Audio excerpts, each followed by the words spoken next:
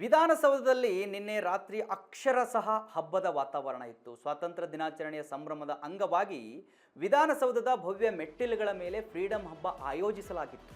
ಸಂಜೆ ನಡೆದ ಸಾಂಸ್ಕೃತಿಕ ಕಾರ್ಯಕ್ರಮ ಇಡೀ ಬೆಂಗಳೂರಿನ ಮನಸೂರೆಗೊಂಡಿತ್ತು. ವಿಧಾನಸೌಧವಂತೂ ಹಿಂದೆಂದೂ ಕಂಡಿರದ ಸಂಭ್ರಮದಲ್ಲಿ ಮುಳುಗಿತ್ತು.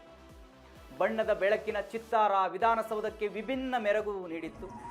ನಾಡಿನ ಭವ್ಯ ಸಂಸ್ಕೃತಿ ಮತ್ತು ದೇಶಭಕ್ತಿಯನ್ನು ಅನಾವರಣಗೊಳಿಸಿದ ಕಲಾವಿದರ ಪ್ರತಿಭೆ ಹಾಗೂ ಉತ್ಸಾಹ ಮೆಚ್ಚುವಂಥದ್ದೇ ಆಗಿತ್ತು. ನಿಜವಾಗಲೂ ಕೂಡ ಅಷ್ಟು ಅದ್ಭುತವಾಗಿ ಕಾಣ್ತಾ ಇತ್ತು.